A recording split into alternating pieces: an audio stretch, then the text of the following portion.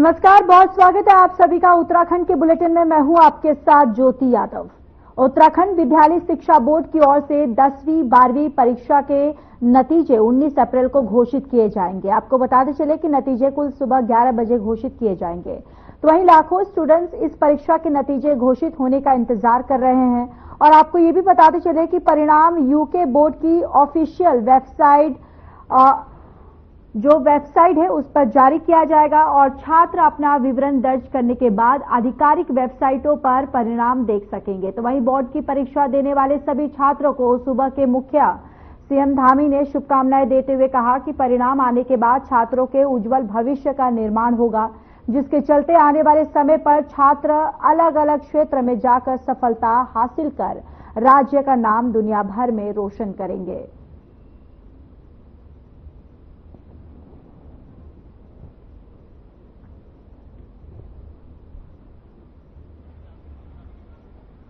मैं सभी high school और इंटर के सभी परीक्षा में सम्मिलित होने वाले सभी छात्रों को छात्राओं को बहुत शुभकामनाएं देता हूं कि उनका रिजल्ट आएगा, उनके उज्जवल भविष्य का निर्माण करेगा, आगे चलकर विभिन्न क्षेत्रों में जाएंगे और सबका उज्जवल भविष्य हो, सब आगे बढ़े और प्रदेश और देश में और दुनिया में जाकर राज्य का और देश का नाम रोशन करें।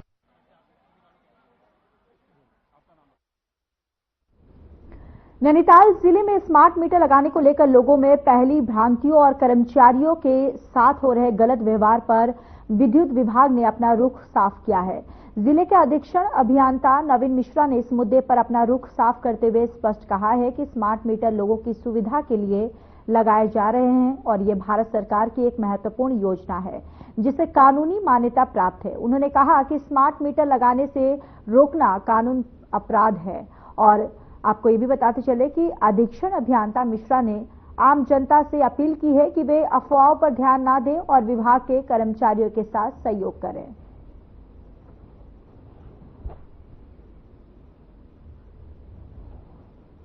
हमारे जिले में स्मार्ट मीटर लगने का कार्य चल रहा है। ये भारत सरकार की RDSS योजना के अंतर्गत चल रहा है। और अगर आसपास के प्रदेशों की बात करें तो ये उत्तर प्रदेश, हिमाचल, दिल्ली, हरियाणा, पंजाब, हमारे जो आसपास के प्रदेश है, सभी जगह ये कार्य चल रहा है। अगर देखें हम तो हिमाचल प्रदेश में लगभग 4.25 लाख मीटर अब तक लगाए जा चुके हैं। उत्तर प्रदेश में लगभग 28 लाख मीटर लगाए जा चुके हैं। उत्तराखंड में हमारे यहाँ लगभग 1 लाख के आसपास ही आंकड़ा पहुंचने वाला है। हरियाणा में भी 8 साढ़े 8 लाख मीटर लगाए जा चुके हैं। तो ये स्मार्ट मीटर लगाने की प्रक्रिया पैन इंडिया चल रही है, पूरे भारत में ही चल रही है।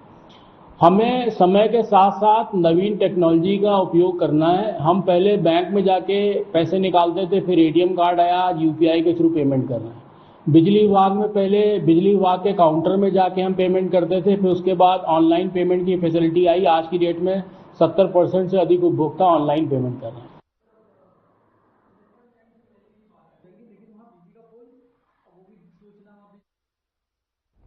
चलिए खबरों में आगे बढ़ते हैं। खबर रुड़की से है, जहां मामूली बात को लेकर आपस में युवक भिड़ गए। कुछ युवकों ने एक युवक की बेल्ट, लात, घूंसों से जमकर पिटाई की। मारपीट का वीडियो सोशल मीडिया पर जमकर वायरल हो रहा है। वीडियो के आधार पर पुलिस जांच पड़ताल में जुटी हुई है। और देखिए तस्वीरें भी आपको दिखा रहे हैं, जहां पर रुड़की की ये तस्वीर है, जहां एक युवक जो है वो बेल्ट, लात, घूंसे से यहां पर मारता हुआ दिखाई दे रहा है। और आपस में दरअसल जो युवक हैं वो आपस में भिड़ गए और वीडियो जो है ये सोशल मीडिया पर काफी वायरल हो रहा है। ये वीडियो आप तक दिखा रहे हैं हम भी कि किस तरीके से जहां पर ये युवक गुट जो है आपस में भिड़ते हुए और एक मामूली कहासुनी को लेकर ये आपस में भिड़ गए और जिसका वीडियो अब काफी तेजी से सोशल मीडिया पर वायरल हो रहा है। पूर्व मुख्यमंत्री हरीश रावत उत्तराखंड की राजनीति में चर्चाओं में रहते हैं, तो वहीं अब कैबिनेट मंत्री सुबोध उनियाल ने हरीश रावत पर चुटकी लेते हुए बड़ा बयान दिया है। उन्होंने कहा है कि एक वो समय था जब हरीश रावत टोपी पहनकर कहते थे मैं इस्लाम का समर्थन हूं, और यानी कि मैं इस्लाम का समर्थक हूं, और आज बुढ़ापे की अंतिम सीढ़ी पर आने वाले प्रभु याद आ रहे हैं। और सुबोध उनियाल ने कहा कि अब उनकी प्रासंगिकता खत्म हो गई है और उन्हें उनके हाल पर छोड़ देना चाहिए। कांग्रेस ने सुबोध पर पलटवार किया। कांग्रेस ने कहा कि कांग्रेस छोड़कर आज बीजेपी में जाने वाले सुबोध उनियाल पूर्व मुख्यमंत्री हरीश रावत पर टिप्पणी कर रहे हैं जो निंदनीय है।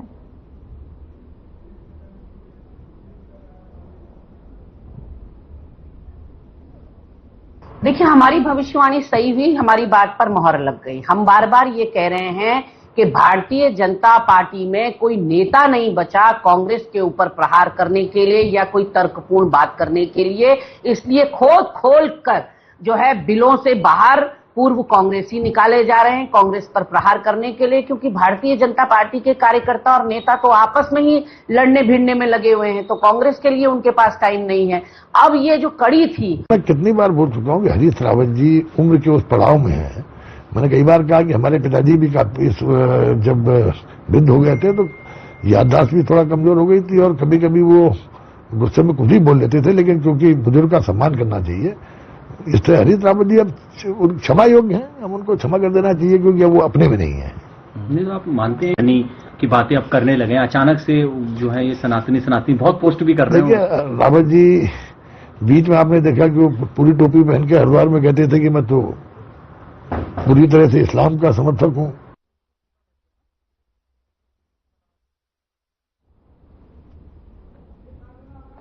कांग्रेस से बीजेपी में गए नेताओं पर अब कांग्रेस विधायक और पूर्व प्रदेशाध्यक्ष प्रीतम सिंह ने निशाना साधा है। उन्होंने कहा कि ये हमारे सहयोगी थे, लेकिन दल बदल कर बीजेपी में चले गए। आपको बताते चले कि कांग्रेस के चकराता से विधायक प्रीतम सिंह ने बागियों पर आरोप लगाते हुए कहा कि जिनको कांग्रेस ने बनाया था आज वो बीजेपी में चले गए और अब उनको अपनी ही जगह बचाने के लिए कांग्रेस पर निशाना साधना पड़ रहा है और ये साबित करना पड़ रहा है कि वो क्यों बीजेपी में गए। और साथ ही प्रीतम सिंह ने यह भी भविष्यवाणी की है कि अब कांग्रेस में टूट नहीं होगी, अब बीजेपी में निकट भविष्य में होगी टूट।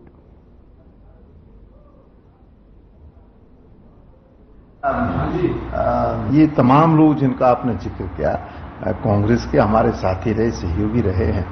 अब उन्होंने दल बदल करके भारतीय जनता पार्टी में जाने का काम किया है, तो स्वाभाविक बात है उन्हें भाजपा में अपना स्थान बनाए रखने के लिए निश्चित रूप से कांग्रेस पर निशाना साधना होगा और इस बात को भी जो है सत्य साबित करना होगा कि भाई वो कांग्रेस को छोड़ करके क्यों गए। वो अपनी पीड़ा का इजहार कर रहे हैं और इस बात को कह रहे हैं, लेकिन कांग्रेस ने इन तमाम नेताओं को जो है बनाने का काम किया है। नहीं, मैं इंतजार कर रहा था, राजन जी की हम फोन करते हैं, हमारा जाना राजन भाई ने तो बोला तो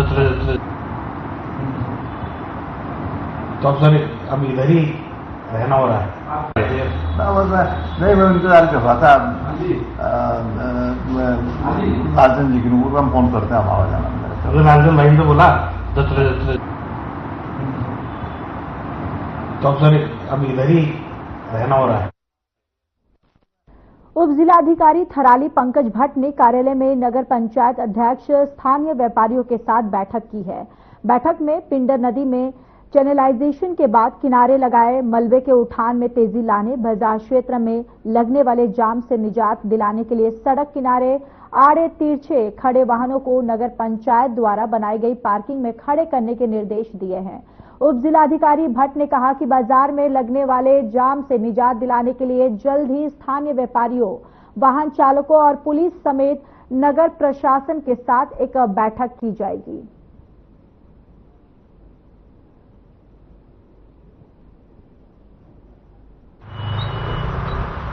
ये अभी ट्रांसपोर्ट रोड की मीटिंग इसलिए रखी गई थी कि हमारी चारधाम यात्रा शुरू होने वाली है, तो हम उनसे सुझाव भी चाह रहे थे कि जो पिछली बार की कोई कमियां रही हों उसको हम इस बार पूर्ति कर लें। और मेन ये था कि हमारा जो रूट प्लान चलता है यात्रा के टाइम में और जब वीकेंड के टाइम में, तो उसके बारे में भी हम इनसे जानकारी करना चाह रहे थे कि उस समय में हम जैसे रूट प्लान चालू करते हैं तो इनको क्या क्या दिक्कतें आती हैं। तो यदि इन्होंने कुछ दिक्कतें बताई हैं उसका हम समाधान करेंगे। आज खनन जो हमारे व्यवसायी थे इनको बुला के निर्देशित किया है। इसलिए हमारे यहाँ पर मेनली 3 जो पट्टा धारक है, चेपड़ो वाला है और 2 पिंडर नदी से पहले वाला है, तो इनको बुला के इनको निर्देशित किया गया है। अभी एक जल्द ही एक और मीटिंग करने वाले हैं, इसमें जो हमारे पुलिस थानाध्यक्ष हैं, व्यापार मंडल और टैक्सी एसोसिएशन हमारा जो है उनके साथ एक मीटिंग करेंगे और कैसे भी करके जो है ट्रैफिक जाम की जो व्यवस्था यहाँ पर देखी जा रही है कि अराजक एक तरह से अराजकता फैल रही है। तो कैसे हम इसमें चालानी कार्रवाई भी करेंगे। उसमें सभी जो व्यापारी वर्ग है हम उनको धन्यवाद देना चाहेंगे, उन्होंने हमारा साथ दिया है और हम आगे भी हम आश्वस्त करते हैं, क्योंकि कुछ स्कूल भी वहाँ पे हैं, तो कुछ जो स्कूली बच्चे उनको भी दिक्कत ना हो, तो बहुत जल्दी इसमें मीटिंग लेके हम अगले हफ्ते से चालानी कार्रवाई शुरू करने वाले हैं। मुख्य बाजार की स्थिति देखते हुए, जो कि हमारा थराली मुख्य बाजार पिंडा नदी के समीप स्थित है, तो उसकी स्थिति जो अभी बरसात होती है उसमें जो वाटर लेवल है वो बहुत ऊपर आ जाता है। तो हमने एसडीएम सर से मांग की है, उन्हें ज्ञापन सौंपा है कि जो नदी आपने चैनलाइज करवाई है उसको थोड़ा और गहरा खोदा जाए, जो पुराना लेवल था पिंडा नदी का उस लेवल पे नदी को लाया जाए, जिससे कि थराली मुख्य बाजार की सेफ्टी हो सके। और हमने जाम की स्थिति को लेकर के भी उनसे वार्ता की है कि जो थराली में बार बार जाम की स्थिति बन रही है उसमें आप लोग थोड़ा सहयोग करें, प्रशासन सहयोग करे, जिससे कि थराली बाजार में जो जाम की समस्या है उससे हमें निजात मिल सके।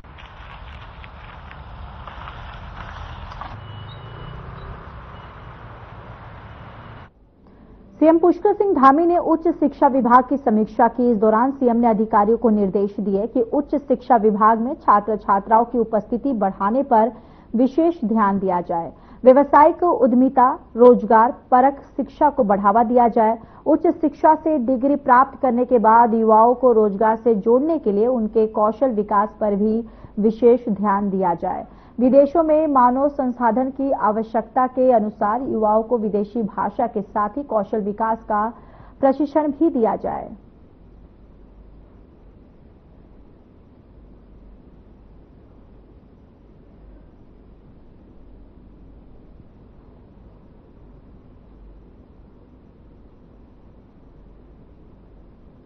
प्रदेश पुलिस मुख्यालय में मुख्यमंत्री पुष्कर सिंह धामी ने कानून व्यवस्था के संबंध में अधिकारियों की बैठक ली है। इस दौरान पुलिस अधिकारियों को ड्रग माफियाओं और प्रदेश में अवैध रूप से हो रहे विदेशी घुसपैठियों के साथ ही फर्जी प्रमाण पत्र तैयार करने वालों के विरुद्ध कठोर कार्रवाई के निर्देश दिए। सीएम ने पुलिस थानों में जनसुनवाई को प्रभावी बनाने, साइबर अपराधों में त्वरित एफआईआर दर्ज करने समेत पूरे प्रदेश में सीसीटीवी निगरानी तंत्र को मजबूत करने और थानों के आधुनिकीकरण और पुलिस आवासों की दिशा में तेजी से कार्य करने के लिए अधिकारियों को निर्देशित किया है। इसके साथ ही सीएम ने अधिकारियों को पर्यटन सीजन और चारधाम यात्रा को देखते हुए विभिन्न पर्यटन स्थलों में ट्रैफिक, पार्किंग और शटल सेवा की बेहतर व्यवस्था के लिए संबंधित विभागों को समन्वय के साथ कार्य करने के निर्देश दिए हैं।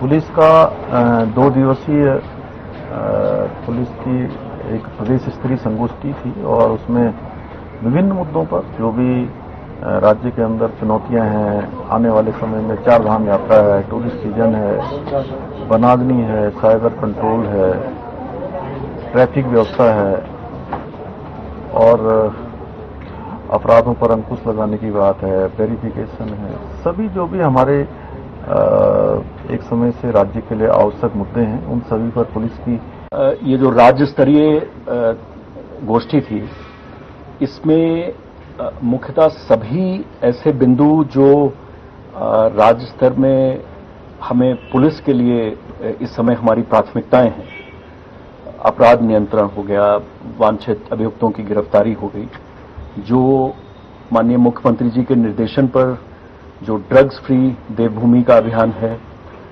वांछित अभियुक्तों की गिरफ्तारी का अभियान है, ऐसे सभी बिंदुओं पे जो नए क्रिमिनल लॉज हैं उनके क्रियान्वयन में जो चैलेंजेस हैं और यातायात प्रबंधन योजना, ऐसे सभी महत्वपूर्ण इश्यूज पे 2 दिन हमारे सभी वरिष्ठ अधिकारियों के साथ एक गहन चर्चा और विचार विमर्श हुआ है।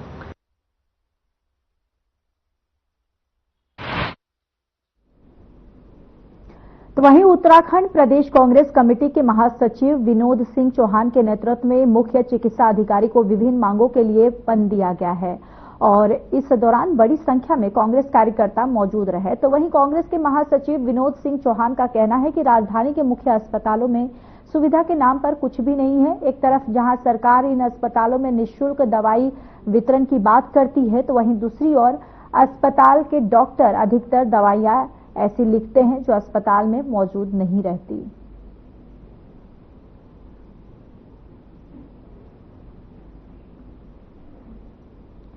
तो देहरादून से ये खबर आप तक पहुंचा रहे हैं, जहां पर देखिए डॉक्टर किस तरीके से जो ऐसी दवाइयां जो है, ज्यादातर ऐसी दवाइयां लिखते हैं कि जो अस्पताल से बाहर मिलती हैं, उसको लेकर मुख्य चिकित्सा अधिकारी को ज्ञापन जो है वो सौंपा गया है और इसको लेकर लगातार डॉक्टर के विरुद्ध जो है यहां पर एक विरोध किया जा रहा है। कांग्रेस ने स्वास्थ्य व्यवस्था पर एक बहुत बड़ा सवाल जो है उठाया है और मुख्य चिकित्सा अधिकारी को कांग्रेस ने ज्ञापन सौंपा है और यहां पर तमाम गणमान्य लोग जो है वो भी यहां पर मौजूद रहे और डॉक्टर के विरुद्ध ये ज्ञापन पत्र जो है वो सौंपा गया है। उत्तराखंड वक्फ बोर्ड के अध्यक्ष शादाब शम्स ने संसद में वक्फ, आपको बताते चले कि अमेंडमेंट बिल के पास होने और विपक्ष द्वारा लगातार विरोध करने पर कटाक्ष किया है। उन्होंने कहा है कि इसमें गरीब मुसलमान खुश है। पहले जहां मोदी सरकार का लोग विरोध करते थे, वहां अब जमकर समर्थन कर रहे हैं। वक्फ बिल पास होने और कानून बनने के बाद इसमें गरीब मुसलमान को उनका हक मिलेगा।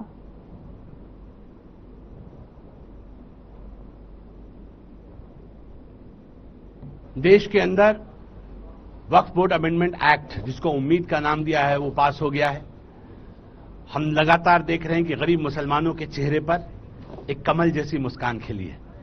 वो लोग जो कल तक हमारा पुतला दहन कर रहे थे, जब मैं उत्तराखंड आया तो जहां जहां पुतले दहन हुए मोदी सरकार के हमारे, वहां वहां गरीब मुसलमान, पसमानदा मुसलमानों ने आकर स्वागत किया, भव्य स्वागत किया।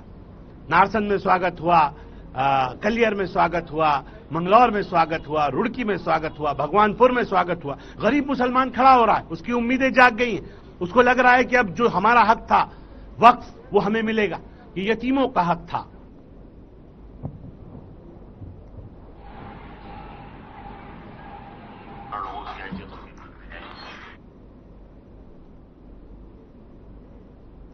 जसपुर क्षेत्र की समाज सेवी डॉक्टर नसरीन चौधरी द्वारा अपने गुरु सैयद जफर काशीपुरी के सम्मान में एक बुक का विमोचन बीआरसी भवन जसपुर में किया गया, जहां क्षेत्रीय विधायक आदेश चौहान और क्षेत्र के जनप्रतिनिधियों और नागरिक उपस्थित रहे।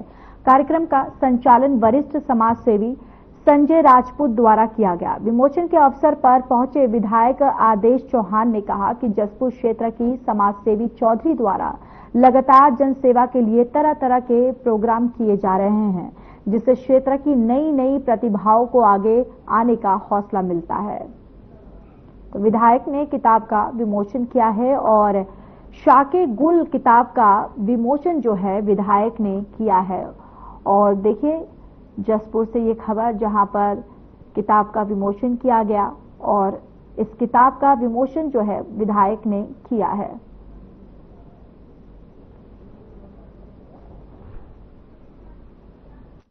समाज सेविका हैं नसरीन चौधरी जी, उनके द्वारा ये प्रोग्राम रखा गया। तो एक साखे गुल पुस्तक का विमोचन आज किया गया है और क्योंकि वो समाज के प्रति, क्योंकि उनकी रुचि रहती है, हमें जसपुर में नसरीन चौधरी ने जिस क्षेत्र में भी अपने कदम बढ़ाए वो आगे बढ़े।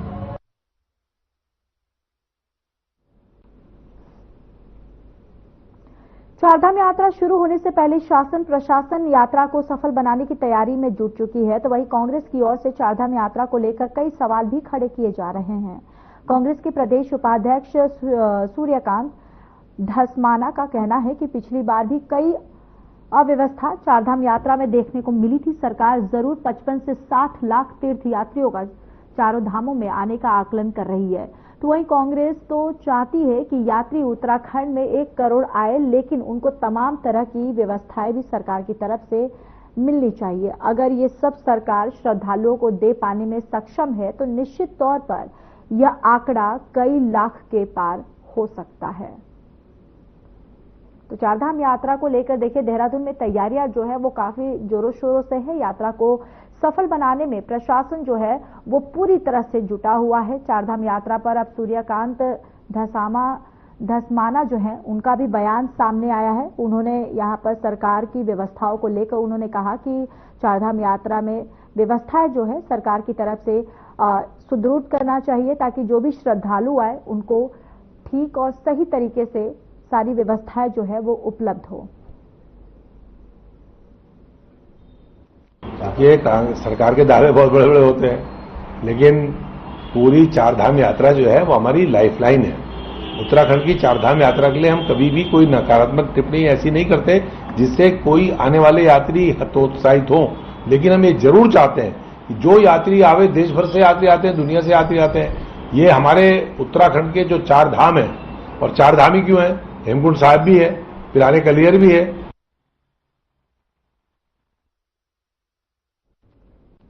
प्रदेश सरकार की ओर से वनाग्नि को लेकर उठाए गए कदमों से प्रदेश में वनाग्नि की घटनाओं में काफी कमी आई है और राज्य के वन मंत्री सुबोध उनियाल ने बताया कि सरकार जन सहभागिता के साथ वनाग्नि की रोकथाम को लेकर कार्य कर रही है। इसकी वजह से मौजूदा वर्ष में पिछले वर्ष की सबसे कम वनाग्नि की घटनाएं सामने आई। सरकार ने इस वर्ष ग्राम प्रधान की अध्यक्षता में फॉरेस्ट फायर मैनेजमेंट कमेटी का भी गठन किया।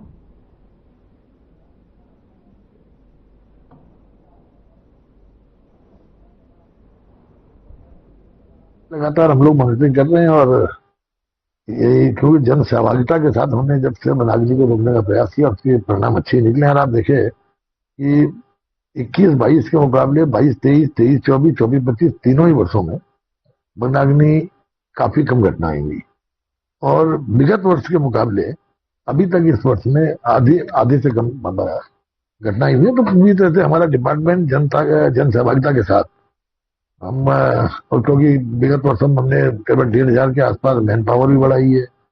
इसके अलावा यथासंभव इक्विपमेंट्स देने का काम किया और सबसे बड़ी बात कि हर सेक्शन में लोगों को ट्रेनिंग देने का काम करके इससे, और जो ग्राम प्रधान जी की अध्यक्षता में फॉरेस्ट फायर मैनेजमेंट कमेटी बना के जो हॉट स्पॉट्स हैं उनमें और उनको 30,000 रुपया इंसेंटिव दे करके उस कमेटी को। नेशनल हेराल्ड मामले में ईडी ने चार्जशीट दाखिल की जिसमें सोनिया गांधी और राहुल गांधी का नाम सामने आया। इसको लेकर कांग्रेस के द्वारा पूरे देश में ईडी दफ्तरों और सरकारी एजेंसियों के दफ्तर के बाहर प्रदर्शन किए गए। इसको लेकर उत्तराखंड से बीजेपी के प्रदेश महामंत्री आदित्य राम कोठारी ने कहा है कि यह कोई राजनीति प्रतिद्वंदिता नहीं है। ईडी अपना काम कर रही है और इसमें सरकार का कोई हाथ नहीं है। जिसने गुनाह किया है उसको उसकी सजा जरूर मिलेगी, चाहे वो कोई भी हो और किसी भी पार्टी का हो।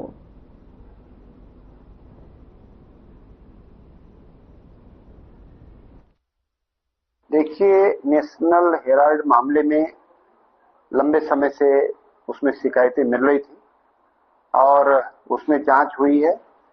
पूरी तहकीकात करने के बाद इस निष्कर्ष पर पहुंचे हैं कि उस पूरे प्रकरण में राहुल गांधी जी के द्वारा, सोनिया गांधी जी के द्वारा और उनके परिवार के लोग और वरिष्ठ कांग्रेस जनों के द्वारा धोखाधड़ी की गई है, पैसों के लेन देन में हेराफेरी हुई है और यह कोई मनगढ़ंत आरोप नहीं है। जांच करने के बाद यह बात सामने आई है।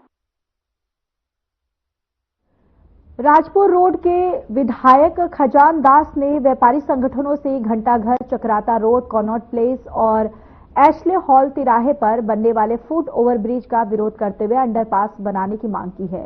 राजपुर विधायक खजान दास ने कहा कि वर्तमान में राजपुर रोड विधानसभा के तहत कन्नौट प्लेस, एशले हॉल और घंटा घर पर सबसे फुट और ओवरब्रिज स्वीकृत है, लेकिन इससे व्यापारियों और जनमानस पर प्रतिकूल प्रभाव न पड़े इसका पूरा ध्यान रखा जा रहा है।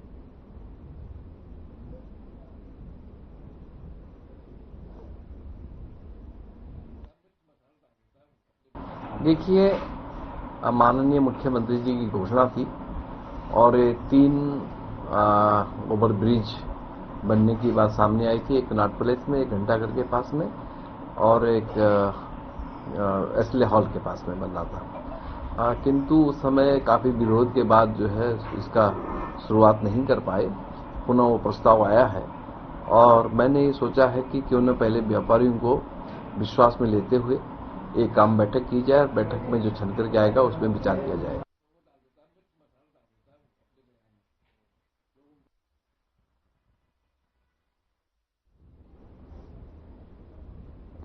चलिए, इस बुलेटिन में इतना ही। बाकी देश और दुनिया की तमाम बड़ी खबरों के लिए जुड़े रहिए हमारे साथ। नमस्कार।